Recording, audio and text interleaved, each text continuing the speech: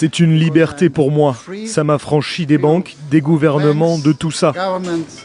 Sur la porte du restaurant, le sticker reste assez discret. Pourtant, c'est grâce à lui qu'Alex déjeune ici. Car au moment de l'addition, ce ressortissant russe le sait, il peut payer en crypto-monnaie. Les crypto-monnaies, c'est la liberté. Pour le commerçant, pas de contraintes particulières, juste une application à installer.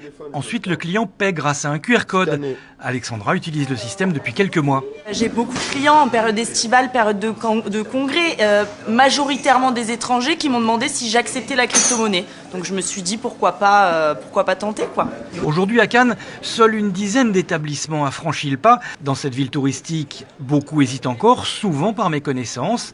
Alors ce jour-là, dans la file d'attente, ils sont venus avec leurs questions. Ce que je me pose comme question, comment ça fonctionne ? Quel risque on prend à mettre en place ce système de paiement-là ? Sur quel site on peut investir, comment investir et comment on peut l'utiliser à bon escient. Sur scène, pour leur répondre, des experts comptables, des acteurs de la crypto, avec dans la salle des interrogations souvent précises. En cas de règlement en ligne en crypto, peut-on rembourser le client et si oui, à quel coût ? Initiée par la mairie, la rencontre ne veut pas convaincre, juste expliquer face à un enjeu économique évident. On accueille 3 millions de visiteurs par an à Cannes, dont une grande partie d'étrangers, environ la moitié.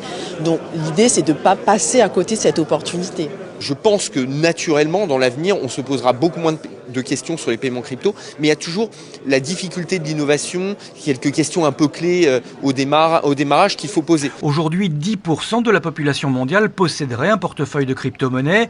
L'enjeu pour les commerçants, c'est de ne pas passer à côté de cette clientèle souvent étrangère et souvent aisée.